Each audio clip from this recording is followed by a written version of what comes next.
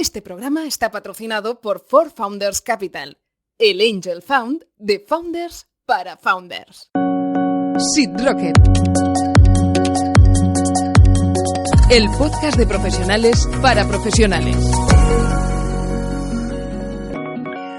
¿Qué tal? Bienvenidos a un programa especial de Seed Rocket Startup School que hoy pasa a llamarse Seed Rocket Homeschool, una iniciativa que Seed Rocket ha creado con el objetivo de ofrecer todo su apoyo al ecosistema y a los emprendedores que se enfrentan, al igual que todos, a un reto que marcará un antes y un después de nuestras vidas personales y laborales, como la que nos toca vivir por el COVID-19.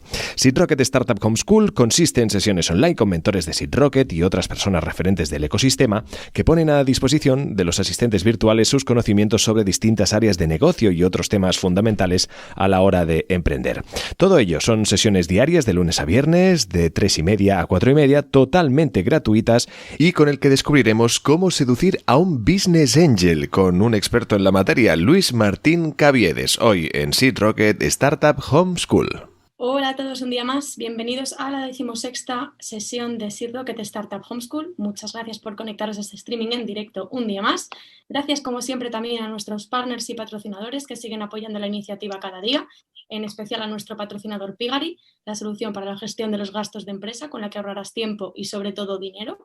Si queréis más información podéis encontrarla en pigari.com y por supuesto también a Watchity por cedernos su plataforma para emitir este webinar. Recordaros que estamos usando el hashtag Yo Emprendo en Casa en redes sociales, especialmente a todos los que llegáis nuevos, para que podáis comentar todo lo que queráis sobre estos webinars. Comentaros de nuevo que muchos de los... Disculpad que se me vuelve a rebotar el sonido. Recordaros también que hemos subido muchos de los webinars que ya emitimos a nuestro canal de YouTube. Vamos a hacer un formato un tanto especial hoy. Y es que os vamos a pedir que planteéis todas vuestras dudas desde el principio de la sesión, ya que tenemos con nosotros a Luis Martín Caviedes, partner en Caviedes & Partners, que viene a hablarnos sobre inversión en startups y sobre todo viene a responder todas vuestras preguntas desde el principio.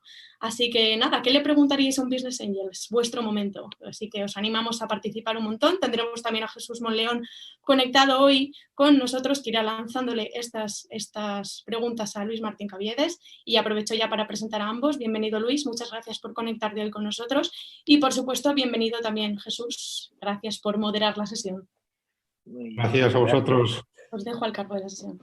Oye, Luis, si quieres empezamos supongo que todo el mundo te conoce, pero rápidamente para que te autopresentes tú como Business Angel, que cuánto tiempo llevas invirtiendo y qué tipo de operaciones haces. Bueno, pues yo llevo desde el 98, o sea, yo desde el siglo pasado en esto, ¿no?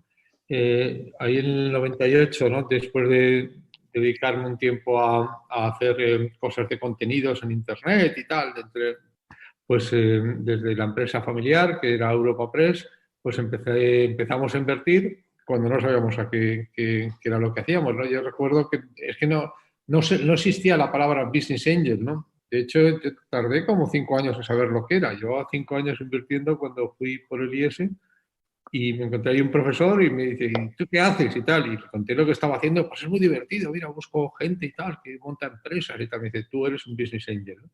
O sea que desde el 98 con distintos nombres, primero pues eso, como invirtiendo desde la compañía, que podía ser quizá un corporate, luego hasta he tenido mi propio fondo, luego llevo también en otros momentos dinero de la familia, he sido un family office, ahora soy Business Angel, o sea que llevo con 5 nombres distintos haciendo exactamente lo mismo 20 años, que buscar startups, siempre Internet, siempre B2C, siempre en etapas muy iniciales y si puedo, pues les meto un poco de dinero y luego les digo que me lo devuelvan multiplicado, ¿no? Eso es lo que llevo haciendo 25 años. Insisto, en Internet B2C, pues porque empecé por ahí y porque no he encontrado ninguna razón para salirme de ahí, ¿no? Y ahora que hay la moda moda no, pero quiero decir que bueno, sí, un poco de moda y un poco de que el mercado tira hacia el B2B, ¿no te has planteado nunca hacer operaciones de B2B? Pues no, la verdad, bueno, vamos a ver, me lo he planteado muchas veces, pero cuando se me acaben las oportunidades en las que creo que conozco, pues buscaré fuera de ahí, ¿no? O sea, si lo miras, claro, te he contado, yo estudié filosofía, o sea, yo de software no entiendo nada, de tecnología no entiendo absolutamente nada, ¿no? creo que puedo quizá llegar a entender algo del mercado del consumidor final, ¿no? Y entonces, pues es a lo que me dedico, ¿no? Dicho eso, también es verdad que yo creo que esto del B2B, pues yo lo miro... Uy, perdonad. Que esto del B2B lo miro yo con una cierta distancia. Hombre, es verdad que es parece que es como más fácil hacer B2B, porque es como más fácil empezar a vender, ¿no? Es como si o sea, en B2B parece que las empresas fuesen así, ¿no? Y empiezan mucho más rápido, pero luego llegan mucho más pronto a un techo, y lo difícil en B2B es romper ese techo, que es normalmente romper el techo de lo que el emprendedor es capaz de vender por sí mismo, el emprendedor y el equipo inicial y poco más, ¿no? Y sin embargo, el B2C, pues quizás es al revés, quizás empieza así, empieza plano, es mucho más difícil, pero si despega mucho más, ¿no? A mí me gusta más esta curva que esta, ¿no? Entonces, quiere decir que sí, que creo que se pueden hacer muchas cosas en B2B, pero por un lado no es lo mío y por otro lado me parece también que no es tan fácil como parece, porque es muy fácil. Quizá a veces se cae en la tentación de extrapolar los primeros resultados, y los primeros resultados son más fáciles en B2B que en B2C. Sin embargo, el techo está normalmente bastante cerca, ¿no? O sea que Oye, no, dime. ¿y porque una de las preguntas es, ¿qué buscas o cuando uno emprende, qué buscas para la hora de invertir en un proyecto o en una fase tan inicial, o bueno, en fases iniciales? O qué tiene que tener el equipo o el proyecto para venir a verte para que tenga ciertas garantías de éxito, ¿no? Que no sea perder tu tiempo ni el suyo. Claro. Bueno, vamos a ver, yo creo que esto es importante, porque una de las cosas que ha pasado últimamente, gracias a Dios, es que hay muchos inversores, hay inversores para todo, ¿no? Entonces yo creo que ahora eso es mucho para el emprendedor, una ventaja de que tiene más opciones, pero también tiene que saber un poco a quién se dirige, ¿no? Entonces yo sí que creo que tengo muy claro el tipo de proyecto y el tipo de momento en el que tiene sentido dirigirse a nosotros, ¿no? Primero, nosotros somos inversores en etapas muy iniciales. Entonces, ¿qué quiere decir muy iniciales? Yo diría, nosotros somos como policultores, ¿no? O sea, nosotros, pero tiene que haber nacido. O sea, lo que no somos es, antes de que nazca, no. Hasta que no has llegado y no estás en el mercado, no tiene sentido hablar con Caviedes, ¿no?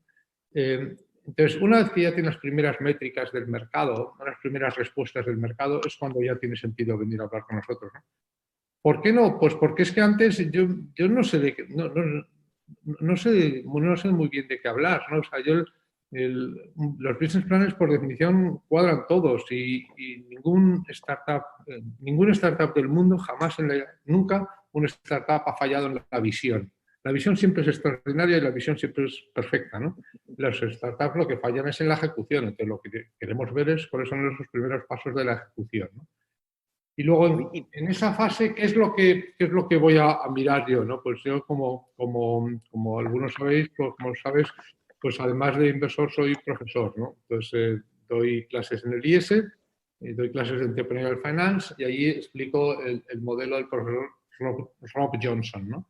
Rob Johnson, que aparte de ser una persona extraordinaria y encantador y un profesor extraordinario, pues tiene la peculiaridad de que ha sido 2 veces cocinero antes que fraile, ¿no? El primero fue emprendedor, después de emprendedor fue inversor y sigue siendo inversor, y después de ser emprendedor e inversor se hizo profesor, ¿no?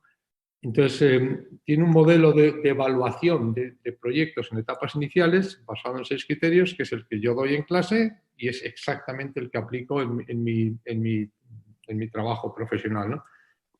Entonces, ¿cuáles son esos 6 criterios? ¿No? Pues vamos, como si te parece, a agruparlos de 2 en 2, ¿no?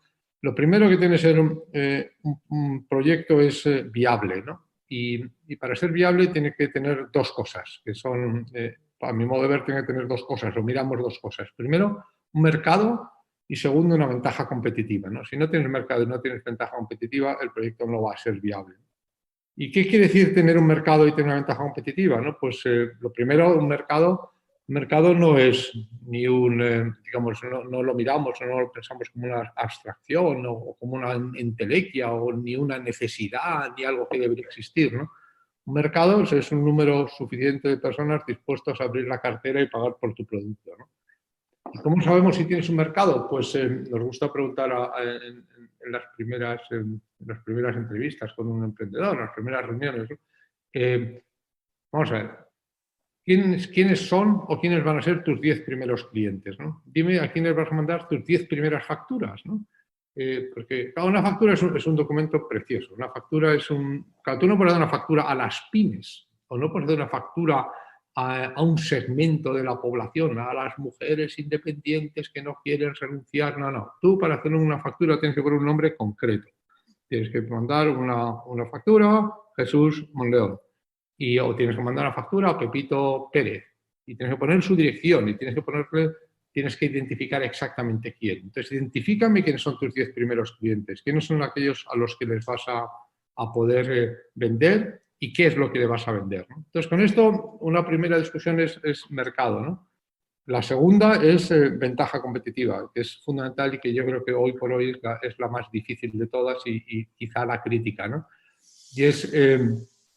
no hay cosa más peligrosa que un emprendedor te diga que no va a tener competencia o que no tiene competencia, ¿no? Porque si no tiene competencia, aquí pueden pasar dos cosas. Una que en efecto, una peor todavía, una que es que no tenga ni idea de qué está hablando, ¿no? Y eso a veces desafortunadamente pasa, ¿no? Y es que hay gente que define su mercado de una manera tan estrecha, ¿no? O se ha informado tan poco que no sabe que hay gente que está intentando buscar lo mismo que tú, ¿no?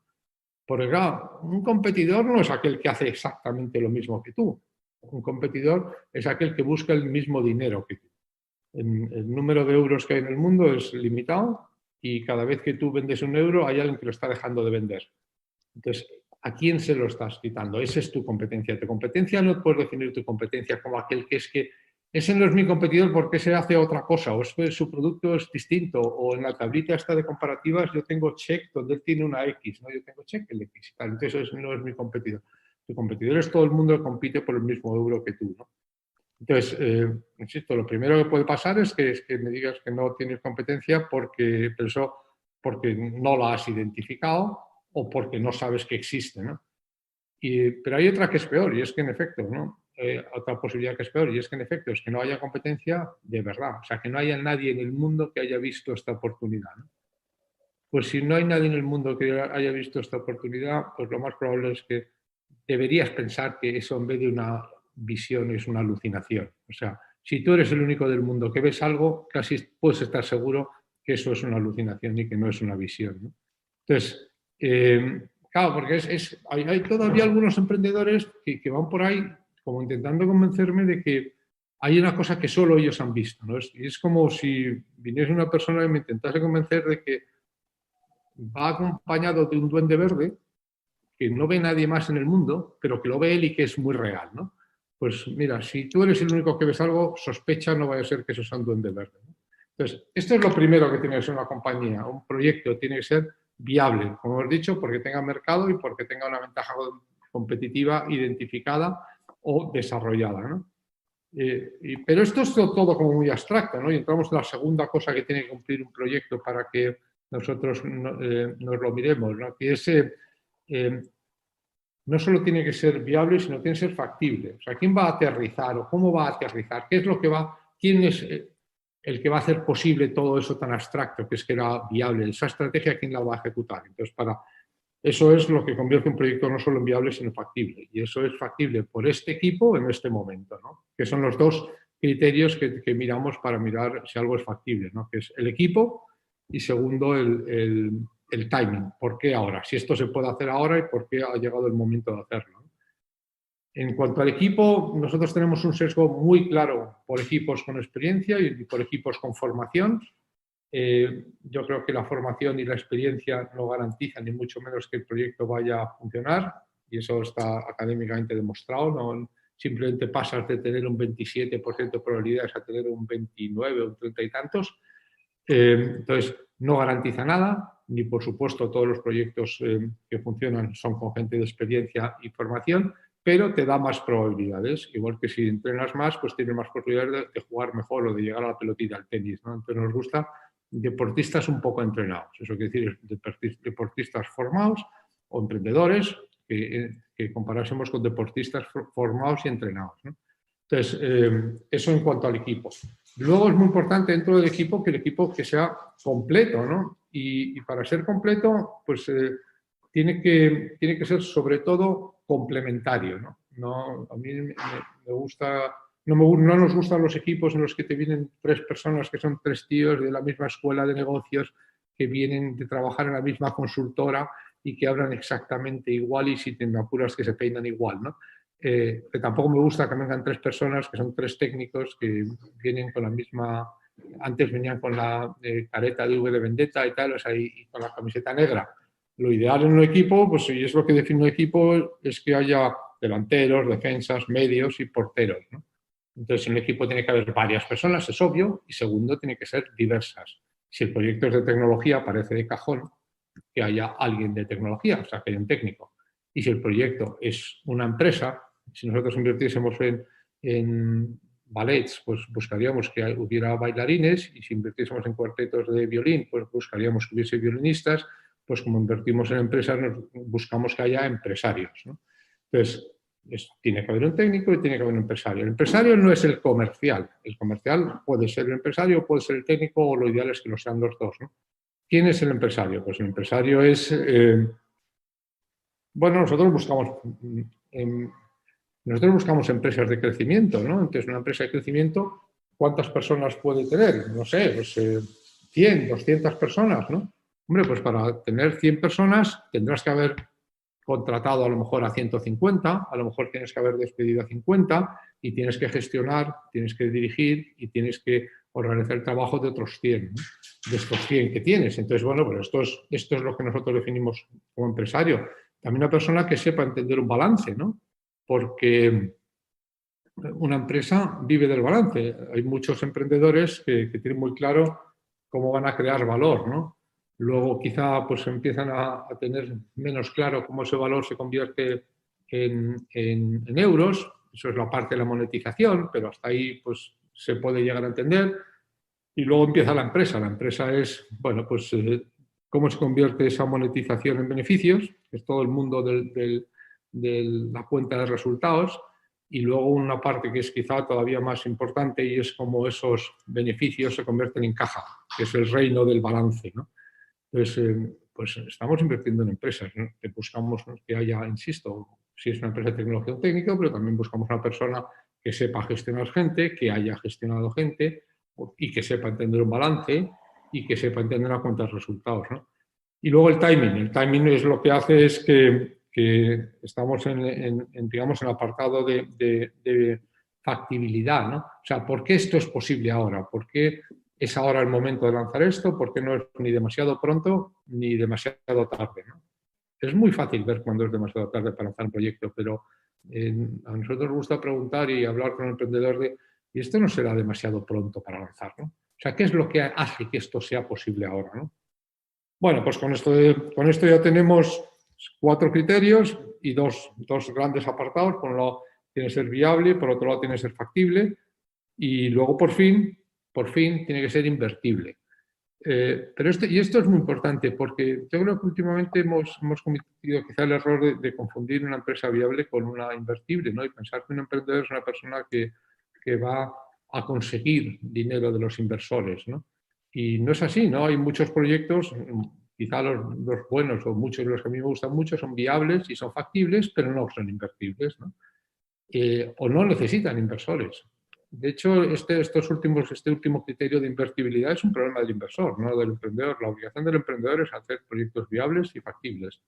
Y luego, la del inversor, encontrar aquellos que son además invertibles. Pero este es un problema mío, no es un problema de startup. Y un emprendedor no se dedica a hacer proyectos invertibles, se dedica a hacerlos viables y que sean factibles, ¿no? Entonces, pero bueno, para mí como inversor tengo que mirar si además son invertibles. Y para que sean invertibles, pues tienen que cumplir 2 cosas, ¿no? Que son escalabilidad y salida, ¿no? Que tengan, o sea, lo primero que tiene que ser un proyecto es escalable, muy, muy escalable. ¿Qué quiere decir esto? Pues esto quizá la mejor manera de entenderlo es porque queremos que sea escalable, ¿no? Y no es para salir en la portada de expansión, que no importa un pito, sino porque después de 25 años, pues yo he llegado a la conclusión de que no aprendo nada y que me sigo confundiendo exactamente en el 80% de mis decisiones de inversión, ¿no? O sea, de las primeras 10 que he tomado ya más de 140 y tantas inversiones, he hecho más de 140 inversiones y en las primeras 10 que hice, pues me confundí en 8. O sea, 8 no llegaron a ningún sitio, ¿no? Y sin embargo, las otras 2 sí que salieron bien, ¿no? Y si como quiero seguir dedicado a esto 25 años más, pues ¿qué es lo que necesito? Que me salgan los números. Y mis números, pues en este sentido, son bastante fáciles, ¿no? Si yo invierto en 10 y de esos 10, 8 voy a perder, me van a quedar 2 proyectos, ¿no? Si tenía 10 euros y en cada uno de los 10 invertí 1 euro, ya solo tengo 2 proyectos en los cuales tengo 1 euro metido. Bueno, pues para que a mí me salgan los números, en esos 2 proyectos tengo que sacar por lo menos 20, ¿no? Porque con estos 20 euros he multiplicado por 2 los 10 euros que metí al principio, que en un plazo más o menos de 5 o 6 años, que ojalá fuese el que se cumple, pero vamos a suponer que yo consigo realizar las inversiones en 5 o 6 años, pues si metí 10 y ahora saco 20, en 5 o 6 años tengo una tasa de retorno del 15, o sea que tampoco es de locura, ¿no? Bueno, ¿qué es lo que quiero decir con esto? Que para que a mí me salgan los números siendo tan torpe como yo soy, de que me salen el 80% de las inversiones mal, en aquellas 2 que me salen bien, pues tengo que multiplicar por 10.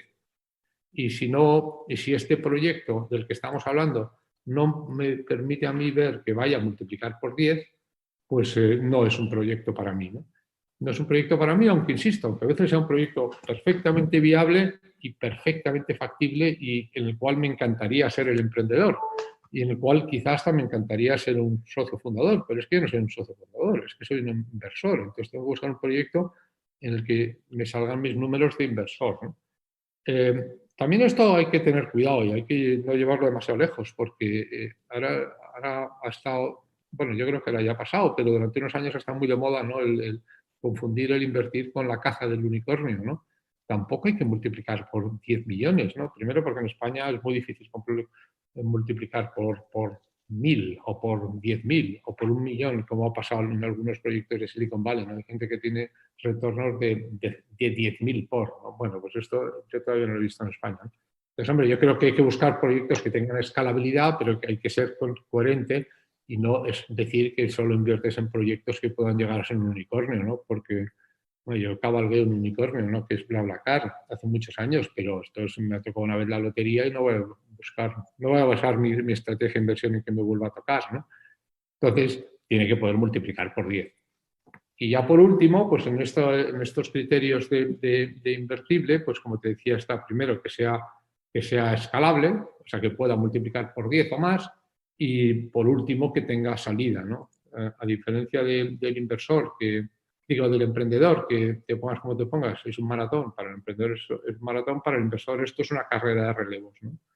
Entonces, yo cojo el bastoncito y lo llevo 100 metros y tengo que estar seguro que se lo puedo entregar a alguien, porque yo no voy a acabar la carrera. Y entonces, por eso es por lo que buscamos proyectos en los que pensamos que va a ser posible, no digo fácil, que va a ser posible, un éxito, en los cuales pues no entres, como decían, o sea, no entres en un sitio en el que no tengas prevista la salida, ¿no? Porque hay muchas veces en que estás en proyectos que incluso van bien, ¿no? Pero que es imposible vender, a veces porque van demasiado bien. Entonces hay que saber también desde el primer momento en qué momento tiene sentido plantearse la salida y si este es un proyecto para el cual va a haber éxito o no va a haber éxito, ¿no? Pues esos son los 6 criterios. Eso es lo malo de Jesús, de preguntarle a un profesor que te cuente los criterios, ¿no? Te suelto el rollo de 25 minutos, tío. No, me has machacado todas las preguntas. O sea, que las has contestado todas ya. No, pero van surgiendo más. No, hay alguna más de una relacionada con ventajas competitivas, es si exactamente lo que decía era que si había ¿cuál es el ejemplo más claro que has visto de ventaja competitiva en alguna participada tuya o en algún éxito tuyo? ¿Y cuál es al contrario, que era una buena compañía pero no tenía ventaja competitiva y lamentablemente pues no ha funcionado? No ha funcionado. Bueno, pues vamos a empezar por el último, porque igual a ti te suena, por una vez invertí en una compañía que se llama Oferum, que Oferum, o sea, antes de los unicornios hubo unicornios, ¿no? Y nunca hubo una empresa, o sea, yo, por contar un poquito una batallita de abuelo, pues había invertido en Privalia y había visto crecer vertiginosamente las ventas, ¿no? Pero jamás había visto nada parecido a cómo crecieron las ventas del modelo Groupon, ¿no? Eso era un absoluto despropósito, la velocidad a la que crecían las ventas estas. Era un proyecto que lo tenía todo, absolutamente todo.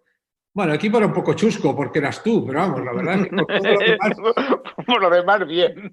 todo lo demás era bueno. Incluso en el equipo había gente que podía completar tus limitaciones, ¿no? Entonces, quiere decir que el equipo era de primer nivel, cumplía todo, tenía, por supuesto, experiencia, tenía, por supuesto, complementarios, había técnicos, había empresarios, había comerciales. El equipo era todo, el timing era perfecto, el mercado explosivo, absolutamente explosivo, como te he dicho antes, y la escalabilidad infinita. Yo insisto, aquello era imparable y las salidas, sabíamos que salida había y que se estaban vendiendo, incluso antes, incluso en la cuna se estaban vendiendo ya proyectos como estos, ¿no?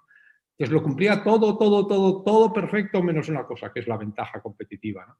Y bueno, yo creo que aprendimos muy rápido que es no tener una ventaja competitiva y como en una competencia salvaje, ¿no? Entre todos los players del sector, no solo impidió que ninguno fuese rentable, sino que llevó a pérdidas salvajes de muchísima gente o de la mayoría del sector, y al final de aquello prácticamente no quedó nada, porque nadie tenía ventaja competitiva. No es que no la tuviésemos nosotros, es que no se podía crear una ventaja competitiva en ese mercado. Y no se creó, y no la creó nadie, y entonces ahí, bueno, pues quedó Groupon, pues que es el primero porque es el que más digamos, es el que más se financió, y luego quedan por ahí algunas bolsas de gente extraordinariamente espabilada y lista que ha conseguido mantener el negocio viable en unos sitios, ¿no? Pero si tuviese que poner un ejemplo de lo que es falta de ventaja competitiva, sin duda, a mí el que me viene a la cabeza es la aventura que vivimos en Oferum, ¿no?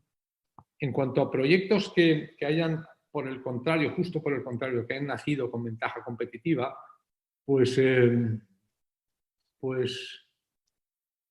mira, te voy a poner un ejemplo muy...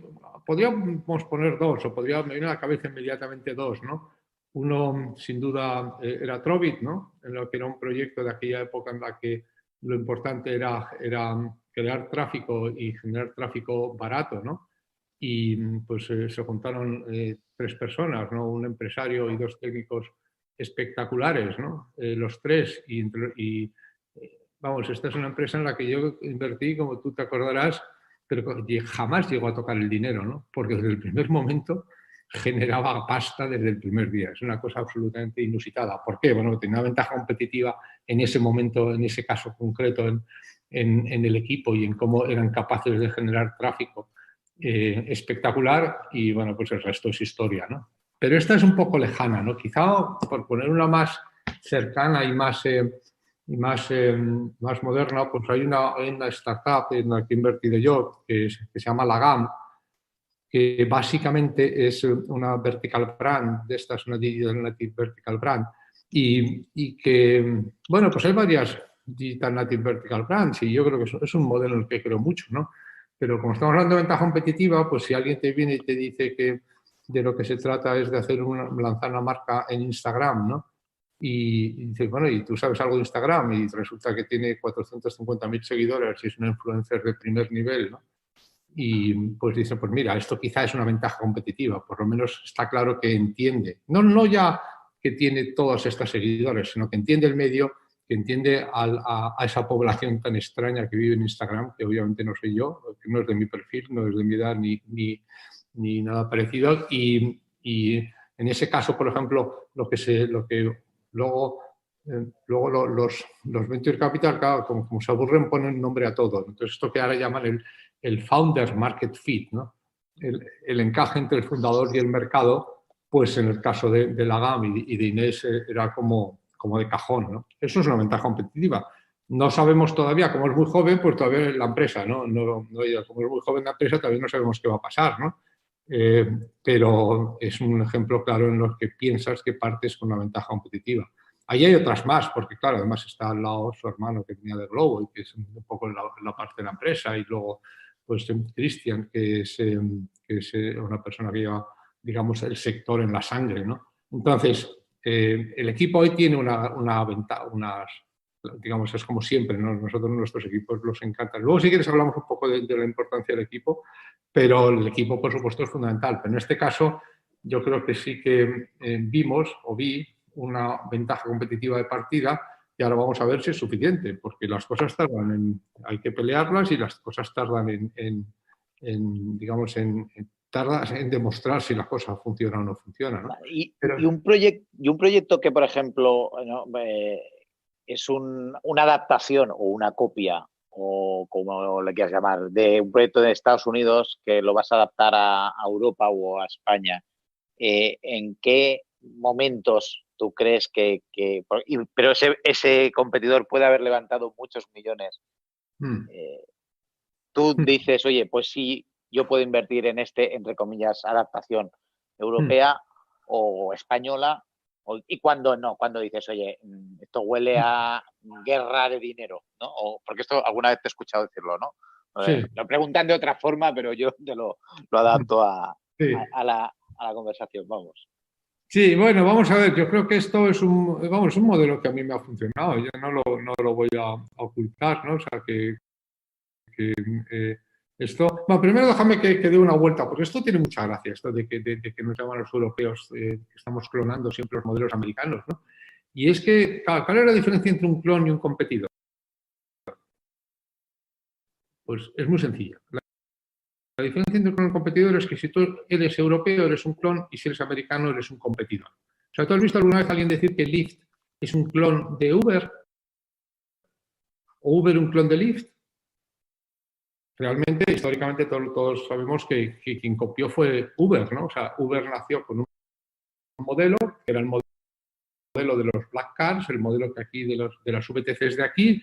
Lyft nació con el modelo de que sean más el peer-to-peer, ¿no? Era Lyft el que la gente cualquiera con su propio coche el que lo haga, y luego Uber fue y le copió a Lyft el modelo y luego, pues, digamos, se apropió del modelo, y ahora, curiosamente, hay gente que dice que el modelo es de Uber, no, el modelo es de Lyft, ¿no? Pero nadie jamás he visto yo que digan que Uber es un clon de Lyft ni Lyft un clon de Uber. Son competidores, porque como son europeos, digo, americanos, son competidores. Sin embargo, la gente dice, no, es que un clon. Pero ¿cómo que es un clon? Primero es anterior, y la única cosa que hace de Cabify un clon en vez de un competidor es que el pobre es europeo. O sea, que esto de clonar, yo no conozco a nadie que no haya copiado de una manera salvaje. O sea, yo esto siempre se lo aconsejo a los alumnos, ¿no? Cuando me preguntan, y cuando puedo, vamos a ver, no, para empezar, copia todo, copia como si no hubiera infierno, lo copias todo de la competencia, todo. Y una vez que lo hayas copiado todo, ahí empieza la innovación. La innovación empieza no en el punto cero, empieza después de haber copiado todo. Esto es lo que... Esto es de cajón, si es que parece mentira que dices esto y hay gente que dice, es que Luis es poco partidario de la innovación y tal. Vamos a ver, ser un poco sensatos, macho. O sea, yo, cuando los señores de Honda quieren mejorar su moto, lo primero que hacen es una Yamaha o hacerle fotos a un piloto que haya pasado por allí y que se lo cuenta todo, y hacen ingeniería inversa y se la conocen entera, mejor se conoce la competencia, la moto que los que la han parido. Entonces tú primero lo coges, lo copias todo, te enteras de todo lo que hace la competencia, y una vez que has hecho eso, no se me ocurriría, ¿no?, equipos de regatas de motos que dijera, quiero copiar a nadie, voy a empezar por pensar si las ruedas deben ser redondas o cuadradas, ¿no? Mira, no dejes hacer experiencia. Tú copia la mejor moto que hay en el mercado para correr, o los Fórmula 1. Se copian obsesivamente. Y eso sí que es alta tecnología. Y luego, aparte de intentar, empiezas a mejorar. Entonces, yo creo que esto de lo que es una copia y lo que no es una copia hay que tener muchísimo cuidado, porque es un lugar común, ¿no? Entonces, pero bueno, después de este rodeo, ¿qué ventaja competitiva hay y qué ventaja competitiva no hay, ¿no? Bueno, pues esto es un poquito batallita, pero es que han cambiado mucho las cosas, ¿no? Hace unos años, muchos, con a lo mejor 10 años, pues podrías decir casi que tener la idea ya era la ventaja competitiva, ¿no? O sea, hacer no había tantos proyectos de Internet y era la época en la que salía todo, ¿no? En la que si tú querías montar un negocio de toldos, pues estaba chupado. Solo había que hacer una cosa, que es tú creabas el dominio toldosdelona.com, entonces creabas una página con todo el tráfico, Google te pagaba en marcha, entonces ahí y haber repetitiva era satisfacer al dios Google, ¿no? Entonces, bueno, pues eso era el mundo, el primero Google, y ya fue más difícil. Entonces hubo otra época en la que quizá la ventaja competitiva empezó a estar en el equipo, ¿no?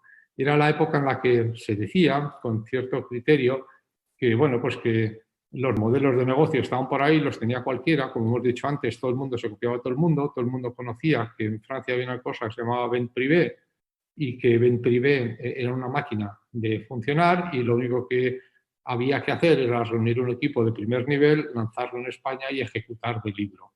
Y esa es la historia de Privalia, ¿no? Luego, por supuesto, tuvieron que innovar muchísimo, ¿no? Pero la primera página de Privalia era una copia exacta de Vent Privé, ¿no? Luego ya empezó la innovación y la historia de Privalia es muy interesante, ¿no? Pero ahí es un caso en el que ves quizá que tiene sentido, o tenía sentido en aquella época copiar cuando tú lo que podías aportar era una ejecución rápida del libro y unos ejecutores de primer nivel, ¿no? Entonces, ahí sí que parecía que durante un tiempo tenía sentido. Yo hice bastantes copias de alguna manera, o invertí en bastantes copias, ¿no? Pero claro, luego es que llegó la etapa de las incubadoras, ¿no? Y en la etapa de las incubadoras eran fábricas de clones, ¿no? Entonces, ahí lo que pasó es que eran clonadores en serie. Entonces, pero hay muchas, en España hay muchas. Entonces, puedes dar por sentado que cualquier proyecto que llegue a, no ya porque esto es cachondo como se pone antes, lo que se cree crunch para incubadoras en España, que no tiene gracia, porque es que, joder, para clonar, primero hay que conocer. O sea, si tú no puedes, no sé, clonar un Fórmula 1 porque has visto una foto, y tú no puedes clonar una empresa porque te has enterado ante Crunch que hay un tío que dice que va a hacer esto. Pero no, eso parece que es suficiente para que un montón de gente diga, yo quiero ser un Airbnb. ¿Y por qué? Pues que he leído una nota de prensa de Airbnb, que Airbnb lo que hace es alquilar casas a la gente. Entonces, eso ya está, no hay que saber nada más de Airbnb, ¿no? Vas, ala, y me convierto en un clon. Ya me dirás tú que estás clonando, ¿no? Los clonadores buenos, los que lo hacían bien hace unos años, conocían perfectamente el negocio que tenían que clonar o que tenían que copiar para España, lo conocían desde dentro, conocían el negocio, conocían las claves y entonces se trataba de ejecutarlas aquí muy bien. Entonces hemos llegado a la época en la que se clona todo, se clona cualquier cosa, se clonan notas de prensa y además la clonan 25, ¿no? Y entonces, pues ahí ya realmente la ventaja que pueda haber es muy, muy baja. Entonces, claro, ya cuando me llega a mí como inversor, no sé, eBuyer, como los de, o que lo que va a montar es un Purple Bricks, pues mira, yo ya sé, ya estoy suscrito a Tectonics y cuéntame lo que no sepa, ¿no? Y si lo único que sabes de este modelo es lo mismo que sé yo, que es que has leído una nota de prensa de que algún documentado en algún sitio le ha metido dinero a ese modelo, pues no parece que tengas ninguna ventaja. Entonces, ahora, durante un tiempo, pues yo menos dado a invertir en modelos que pueden funcionar, porque no me llegan proyectos de gente que se lo haya currado. Mira, yo me acuerdo que hace unos años, luego al final no invertí, ¿no? Pero cuando se hablaba, había un montón de proyectos en España que querían clonar Instacart. Instacart, que es esto de los supermercados. Y yo claro, los veía a todos, esa es mi obligación, ¿no? Y vi a todos y hasta que vino un tío que le pregunté, como le pregunto a todos, oye, ¿tú qué sabes de este modelo de Instacart? Dice, bueno, pues yo lo que he hecho es me he ido un mes a Nueva York, no he dicho que soy un tío de una escuela de negocios que quiere montar una empresa, sino que he dicho lo que quiero ser repartidor. He estado intentando ver desde dentro cómo funciona este negocio y he trabajado para ellos. Y como he trabajado para ellos, pues he visto dónde están los problemas y he visto los puntos débiles y creo que se puede hacer aquí de tal manera o de tal otra. Bueno, esto, fíjate, todavía me acuerdo, ¿no? Y hace unos cuantos distintos del tío que te dice que de estos, pero unos tíos en Estados Unidos que la están petando y que lo que hacen es esto de distribuir cosas de supermercados. Entonces, pues mira, vamos a hacer eso y vamos a hacer un clon de Instacart. Bueno, yo quiero decir que creo que una copia inteligente porque no se basa en el conocimiento y que además hay tantísimos que si no tienes algo más, pues yo ya no invierto en ese tipo de modelos, ¿no? Aunque vete a saber, a lo mejor dentro de unos meses vuelvo a invertir porque vuelvo a ver oportunidades ahí, ¿no? Oye, y otra pregunta que me hace Luis es en relación a la relación entre los socios emprendedores y los inversores. ¿Qué cosas hay que, ¿no? para mantener una buena relación entre socios inversores y socios emprendedores? ¿Qué hay que hacer? Bueno, vamos a ver ¿qué consejos? Vamos. Bueno, yo a mí, o sea, que no me gusta la palabra consejo, me echo un poco para atrás. Pero bueno, vamos a hablar de mi experiencia, ¿no? Bueno, yo creo que como siempre, lo importante es que cada cual haga su papel, ¿no? Entonces, esto es tú inversor y tú emprendedor. Pues es como las películas de Tarzán. Tú Tarzán, yo Chita. O sea, tú emprendedor y yo mono, ¿no? Entonces, a mí me parece que aquí lo esencial es saber ser inversor y saber ser emprendedor, ¿no? Entonces, ¿qué quiere decir que saber ser inversor? Bueno, pues que no eres el emprendedor, no eres el dueño de esta empresa, ¿no? No estás aquí para llevar esta empresa. Esa la debe llevar el emprendedor. Y si tú sorprendes que vas a llevar la empresa esa mejor que el emprendedor, pues tú estás confundido, ya has elegido mal. Tu dinero a un tío que piensas que lo va a manejar peor que tú. Y luego los emprendedores, pues también lo mismo, ¿no? El emprendedor tiene que ser mucho mejor que yo llevando su empresa, ¿no? Es que es de cajón, si no, ¿por qué le va a dar el dinero, ¿no? A mí me gusta mucho la imagen del Fórmula 1, ¿no? O sea, una startup sería como una carrera de Fórmula 1, ¿no? Entonces hay una ley de la Fórmula 1, ¿no? Que es el protocolo de comunicaciones entre el piloto y boxes, ¿no? Que dice, lo primero que dice es que el piloto conduce sin asistencia. Es estar chillándole al piloto. Frena, acelera, más velocidad, menos velocidad, corre, cambia de marcha. Si el piloto es bueno, no te va a dejar. Y si piensas que lo vas a hacer mejor que él, pues le dices que es tu coche y te juegas toda la vida en la siguiente curva. Pero lo que no puedes hacer es darle un cochecito, que es bastante caro, es un juguete bastante carito, un Fórmula 1, a un tío que piensas que conduce peor que tú. Entonces, y una vez que le has dejado al señor conducir, pues entonces sale a conducir y conduce él. Y me parece que está muy bien hecha los de comunicación. Además de que dicen que el piloto conduce sin asistencia, está perfectamente determinado qué es lo que puede decir desde boxes se le puede decir desde boxes al piloto, ¿no? Y es precioso, porque a mí me parece que el ejemplo es buenísimo. Por ejemplo, se le puede decir que va a llover o que va a haber un cambio meteorológico. ¿Por qué? Porque el piloto no está mirando para arriba y si mira para arriba se va a estrellar. El piloto va mirando la carretera. Entonces, decirle qué es lo que está pasando fuera es una ventaja enorme. Y ahí sí que boxes te lo puede decir. Ojo, que va a llover o empieza a llover. O ojo, que está subiendo la temperatura. Porque no podemos tener al piloto pendiente de esas cosas. Entonces, condiciones del entorno es unas cosas que sí que es muy bueno. Pues bueno, primero, que sí que te dejan decir en Fórmula 1 y sí que creo que es bueno que el inversor le pueda transmitir al piloto, ¿no? Segundo, también le puede transmitir una cosa que muchas veces el piloto no ve, ¿no?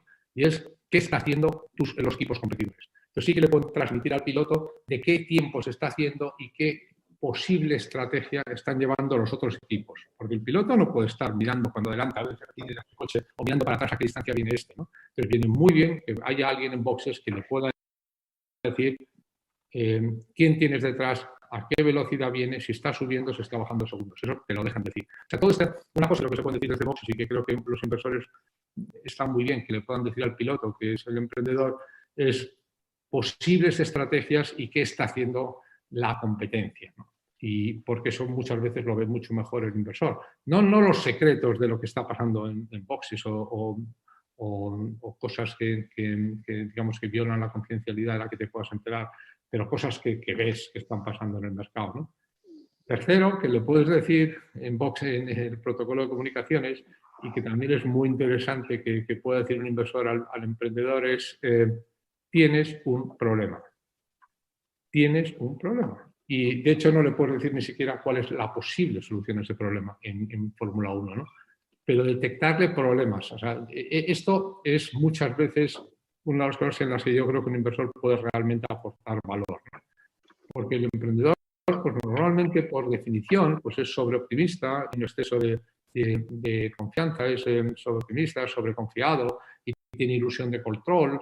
Todo esto que le convierte en un estupendo emprendedor y en tío echado para adelante, o chica, o tío o tía echado para adelante, que está dispuesto a comerse todo, también le convierte a veces en un poco, digamos, inconsciente en el sentido de no ver los problemas, ¿no? Entonces, está muy bien este inversor que dice, ojo que tienes un problema. Mira, tú dirás lo que quieras, pero tienes un problema de margen que te puedes morir, porque a mí me contarás que este mes no sé qué, tal, pero yo lo que veo, para eso veo los números, yo estoy en boxes, yo tengo una pantallita llena de numeritos, yo no sé llevar este coche, pero sé que este coche no está funcionando bien. Entonces, eso creo que lo hace muy bien, ¿no? Tú desde boxes, insisto, con una pantalla con todos los números financieros, con todos los datos financieros, no sabes muy bien qué pasa, pero sí que puedes detectar problemas, igual que poniendo el termómetro, ver si allí puede haber una infección o no. A lo mejor no sabes cómo tratarla, pero desde luego sabes que es un problema, ¿no? Y por último, y que es esencial, yo creo que es esencial que el piloto sepa, es si te va a encontrar a ti cuando pase por boxes, ¿no? O sea, antes los Fórmula 1 repostaban, ¿no? Ahora no, es una pena porque era precioso, era divertidísimo. Entonces el emprendedor tiene que conducir sabiendo si tiene gasolina o no. Tiene que saber si cuando pase por boxes le vas a dar gasolina o no. Y eso quiere decir que es una cosa con la que yo creo que todo inversor debería casi terminar cada consejo, que es diciéndole, bueno, pues yo tengo más recursos para ti si hacen falta, porque el emprendedor tiene que saber si tiene que seguir haciendo vueltas rápidas, como si no hubiera infierno y si no le fuese a faltar gasolina, o si a lo mejor no vaya a ser que él cuente con que tiene gasolina y que luego cuando lo necesiten no lo vaya a tener. Entonces esto de decirle, que a veces no es lo más grato del mundo, pero yo creo que es una información que el emprendedor tiene que tener y que el inversor le tiene que transmitir, es va a haber gasolina o va a haber aquí gomas para ti, tú sigue corriendo a tope, que yo te cambio las gomas, tú tranquilo. O si más bien decir, mira, yo que tú, macho, hay que acabar la carrera y yo no tengo gomas para ti, o no creo que te quiera dar gomas, o no, o por cualquier razón, porque se las he dado a otro señor o porque he perdido la fe y no vas a tener gomas. Entonces estás solo y mira tú si quieres, digamos, empezar a racionar gomas o no, o si encuentras otra persona que te las ponga, ¿no? Entonces yo creo que estas son las cosas que este es el tipo de información que creo que tiene que fluir continuamente entre el emprendedor y el inversor, pero siempre basado en que el que conduce es él, que tú no le puedes, que tiene que ser mucho mejor conductor que tú le puedes dar información un poco de fuera y que sobre todo le tienes que dar información muy precisa de los recursos que estás dispuesto a poner a su disposición para que él sepa a qué velocidad quiere plantear las vueltas que le faltan, ¿no? Esto, perdona, claro, esto es lo que a mí me parece que es el modelo de relación extraordinaria, ¿no? ¿Y cuál es para mí la peor, no? Porque curiosamente, curiosamente, después de 20 y tantos años, yo he tenido mucho más conflictos, infinitamente más conflictos con los inversores que con los emprendedores, ¿no? ¿Y por qué? Porque hay una cosa que no soporto, ¿no? Y es el inversor que se cree que lo que tiene que hacer es que, como ha invertido en este piloto, se sube al coche y se pone a chillarle cómo tiene que tomar las curvas, dónde tiene que frenar, porque él es un tío inteligentísimo que lo ha hecho 1000 veces y luego no tiene ni puta idea de emprender, ni puta idea de llevar empresas, y se pone ahí a chillarle al emprendedor como lo hace, ¿no? Yo alguna vez lo he contado, pero recuerdo perfectamente en un consejo en el que ya después del casi, no, después no, pero me encantaría haberlo dicho en aquel momento del ¿por qué no te callas? Que es una frase que me encanta, es lo único que me gusta del rey emérito, pero me encantó esa frase, ¿por qué no te callas? ¿No? Pues, hay que decirla mucho más a muchos inversores, ¿por qué no te callas? Después de eso, o en vez de eso, le dije, vamos a ver un momentito, mira, yo he puesto un dinero en este proyecto y en este emprendedor. Igual me confundo, y me confundo el 80% de las veces, pero lo que tengo seguro es que yo no te he puesto dinero a ti. O sea, que si tú tienes la menor intención de gestionar esta compañía, me devuelves mi dinero. ¿Por qué? Porque yo no te he dado a ti derecho a gestionar mi dinero. Por tanto, yo se lo he dado a esta persona. Insisto, igual me confundo, pero es mi error. Lo que no voy a cometer es tu error. Entonces, en esta empresa te pones en el asiento de atrás y te vas calladito. Y te quedas calladito. Conduce él. Y si se estrella, se estrella. Y he visto estrellarse muchísimos, ¿no? Pero lo que no voy a hacer es que gestione mi dinero una persona a la que yo, si tú quieres gestionar mi dinero, señor inversor, pues mira, me haces un pitch y yo voy a ver si te lo doy. Y si no, me devuelves mi dinero y entonces ya llevas la empresa como te dé la gana. A mí me parece que estos maestros ciruela que no saben leer y ponen escuela, ¿no? Y que se dedican a decirle al emprendedor cómo tiene que llevar la empresa, no teniendo ni idea de cómo se lleva una empresa. Y luego con esto que ya sabes que a mí es que yo alucino, ¿no? Porque tenemos la industria del venture capital o del capital riesgo que va intentando dar lecciones a los emprendedores de cómo ganar dinero. Oye, tío, y ellos pierden dinero, ellos mismos. Por, tío, inversor, ¿me quieres contar qué rentabilidad estás dando tú a tu fondo antes de decirme a mí cuál tengo que darle yo a mi empresa? Pero es que es alucinante, es que hay por ahí indocumentados que no han hecho nada más que perder el dinero a las puertas de sus inversores, que se creen con derecho a dar lecciones a los emprendedores de cómo se genera dinero. Alucinas. Oye, pero tío, ¿pero en base a qué? ¿En base a qué crees tú que tienes derecho a opinar sobre cómo se lleva una empresa? Si no has hecho ninguno en tu vida y ni siquiera como inversor, dedica a dirigir tu empresa, que es tu fondo o tu inversión, y luego ya vienes a dar lecciones, ¿no? Bueno, Jesús, pero esto te pasa por preguntarme por lo de los inversores, pero es que alucino, tío. Es que yo llevo 25 años y he visto algunas cosas que ya, pero es alucinante, tío. Este chaval, macho, que es un chico muy majo, tío, y la verdad es que el tío seguro tiene, bueno, joder, hace unos PowerPoint de puta madre y tal, pero no sé yo si esta es la persona adecuada para intentar llevar la empresa. Y sin embargo, van una vez cada 2 meses, se sientan en el consejo y dan unas lecciones de una cosa que han leído anteayer en Twitter, macho, que ha dicho un tío de Venture Capital de cómo son los marketplaces y entonces van dando lecciones de cómo se gestiona un marketplace, que yo alucino, ¿no? Bueno, muy interesante, no, esto pasa.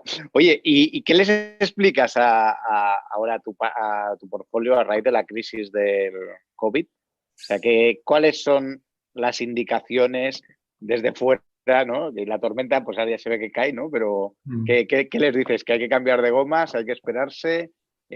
¿Cuáles serían las indicaciones? Y si tú ves que va a afectar a medio plazo a la hora de levantar financiación. Pues nos han preguntado varias gente por aquí. Bueno, vamos a ver. Lo primero, que es un poco cruel decirlo, es que ya es tarde para tomar cualquier medida que haya que tomar. O sea, ya es tarde. Lo siento. Ya esto ha sido absolutamente imprevisto. No hay en la historia de la humanidad una crisis tan pronunciada como esta. Yo no sé si bajará más abajo de lo que de donde estemos y ya sabes que a mí no me gusta hablar del futuro, no sé, no sabemos lo que va a pasar. Lo que sí que sabemos ya es que dicen si esto es una U, una V, esto de momento lo que es la I de Rubini, ¿no? Esto es una I, o sea, esto es una caída en vertical como no ha pasado nunca en la historia de la humanidad, nunca, ni siquiera en el 28, en el 29, ni en el 18, ni en el siglo pasado, que mientras nunca había habido una crisis económica como esta, ¿no? Entonces, es muy difícil reaccionar si no estabas preparado desde antes, ¿no?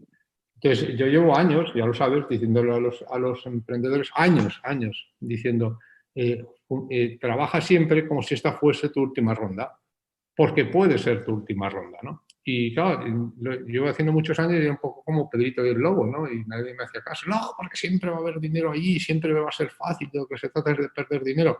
Bueno, pues ahora hay una duda razonable de que esto vaya a ser así. Entonces, quiero decir, lo primero que creo que hay que decir es que, lamentablemente, para muchas de las cosas que hay que hacer, había que haberlas empezado antes, ¿no? Entonces, ¿qué es lo que...? O sea, que ya hay muchos proyectos que ya hoy ya no tienen solución.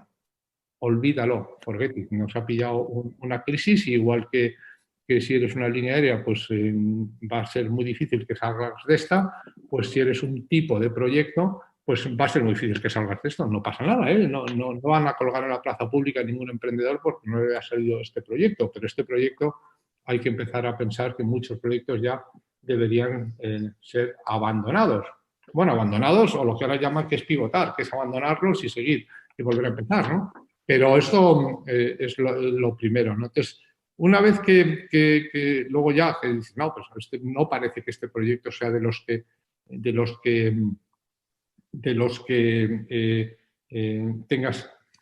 haya razón para abandonar. Y yo creo que hay muchos, ¿eh? Y mi cartera bastantes, y fíjate que mi cartera es una cartera extraordinariamente prudente, ¿no? O sea, siempre nos hemos caracterizado por ser unos inversores muy prudentes y muy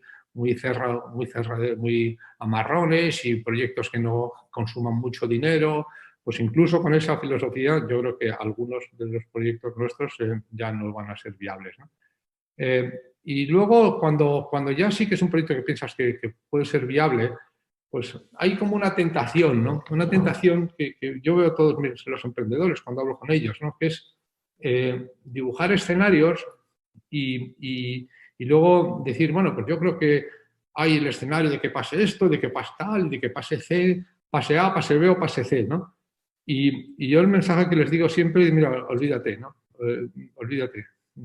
Esto no va de escenarios, no sabemos ni idea de dónde vamos a estar dentro de 3 meses, con lo cual no juguemos a escenarios, porque eso es intentar adivinar un futuro que en estos momentos es el más incierto al que se ha asomado la humanidad. Nunca ha habido un futuro tan incierto. Entonces no juguemos a prever qué es lo que puede pasar. Y sobre todo, no nos juguemos la compañía a que estimemos bien o estimemos mal qué puede pasar. O sea, si el escenario A es tal, el escenario B es tal y el escenario C es tal, pues no te juegues la compañía las probabilidades que hay de que pase A, pase B o pase C, porque no las sabes tú, no las sabe nadie. No puedes decir, bueno, pues yo creo que hay un 50% de probabilidades de que pase A y un 20% de que pase B y un 30% de que pase C. Digo, ya, muy bien, pero no nos podemos jugar la empresa a la lotería, con lo cual no nos podemos jugar la empresa a acertar cuál es el escenario. ¿Qué es lo que hay que hacer? Planear el peor posible. Asegurar que estás vivo cuando pase esto. Planear para el peor escenario posible, para solo un escenario, que es el peor posible. ¿Por qué? Porque desde ahí, si luego el escenario que viene es mejor, siempre es fácil, ¿no? Siempre es posible reconstruir, ¿no? Pero si te confundes de escenario, la has liado. O sea, dibújate ese escenario y ahora tira todos menos el peor, que es el único que hay que planear. Aquí lo importante es salir vivo. Aquí, como dice Buffett, la primera ley para tener éxito es estar vivo. Y lo que primero que hay que asegurar es que estás vivo. ¿Vivo cuándo? Pues yo diría vivo a final de año. Entonces, eso es el único escenario con el que yo quiero hablar con los emprendedores. Luego ya, como siempre, que hagan ellos lo que quieran. Yo he dicho antes que conducen ellos y alguno dirá, a mí me da igual, yo voy a seguir saliendo a vuelta rápida, pase lo que pase, porque confío en que amanecerá y que esto será una mala pesadilla o que hay un 80% de probabilidades de que tal. Vale, muy bien. Pero no así. Eso es lo que opinas tú. Si me preguntas mi opinión, planea para el peor de los escenarios, ¿no? Y a nivel de financiación, ¿crees que cuál es post-COVID, ¿no? Post-confinamiento, cómo ves? ¿Crees que va a haber dinero, inversión, como ha habido hasta ahora, tan alegremente o no?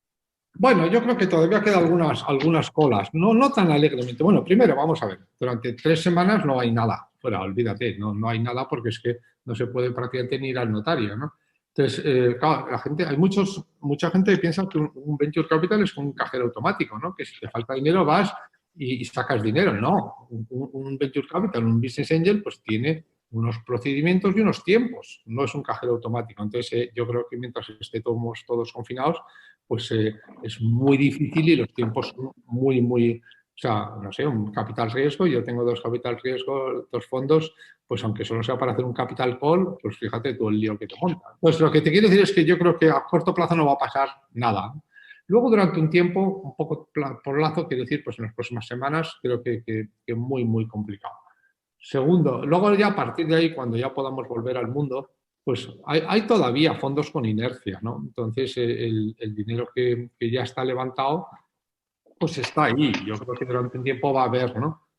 Más me preocuparía si fuese inversor, si fuese emprendedor, incluso siendo inversor, pues más a medio plazo, el 2021. Hombre, yo creo que el dinero que se iba a invertir en 2020 está ahí.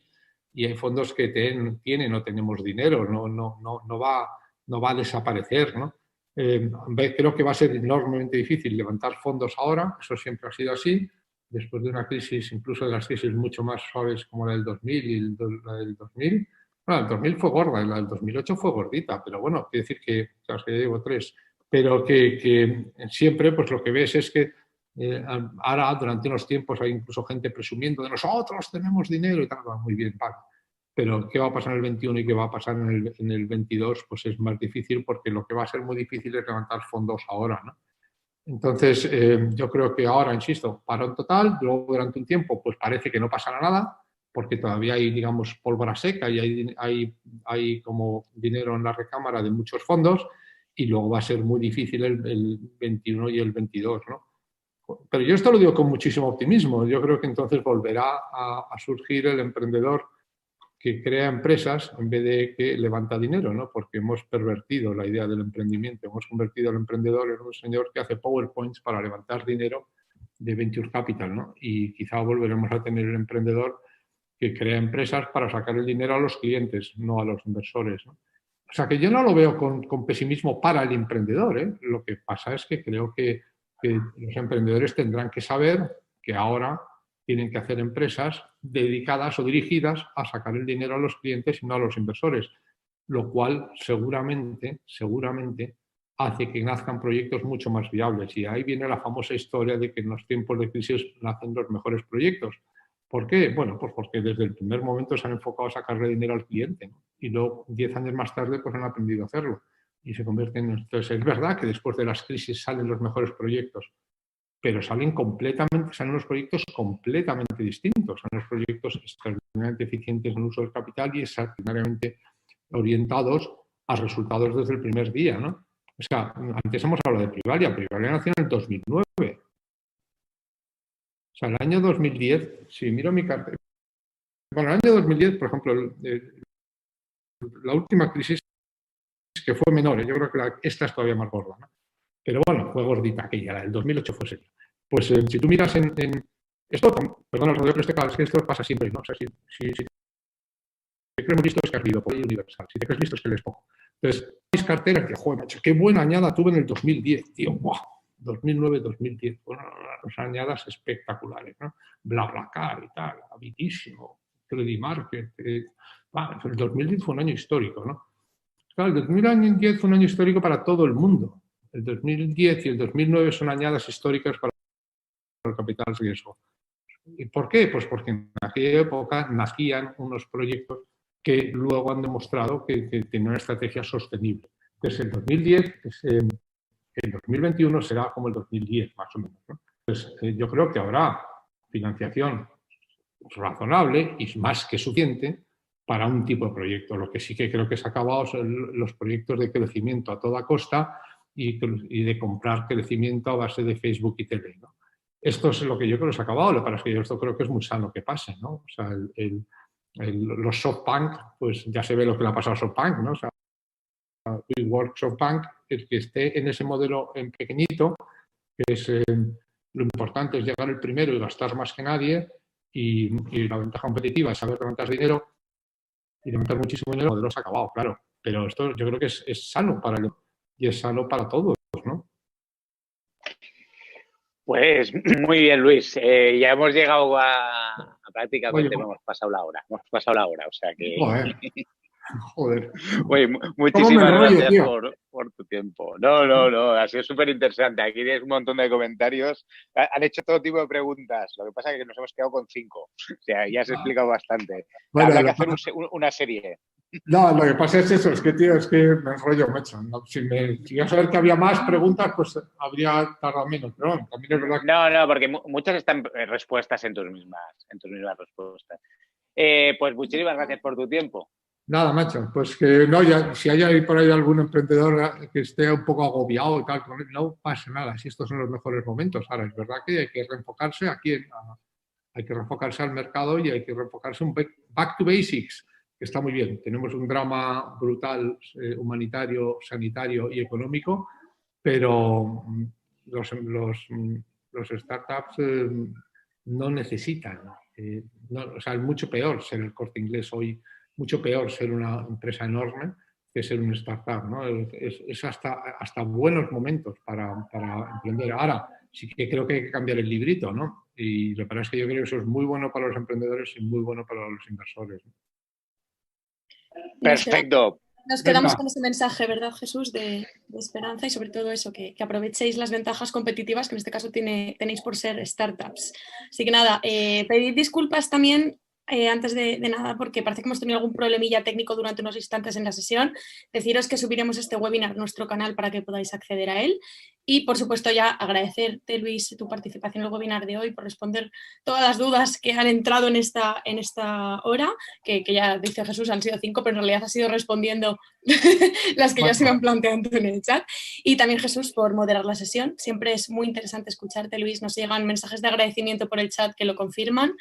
Gracias también a todos los asistentes virtuales que os habéis conectado a este streaming en directo y por todas las preguntas. La semana que viene volvemos. A partir de ahora os comento que haremos 2 webinars semanales, martes y viernes también a las 3:30. Estad muy atentos a nuestra web, a las redes sociales, a la newsletter, porque es donde iremos anunciando las distintas sesiones y os iremos enviando los links de acceso a los directos. Muchas gracias de nuevo y hasta entonces. Gracias a vosotros. Síguenos en Twitter, @SeedRocket, y si deseas más info, www.seedrocket.com.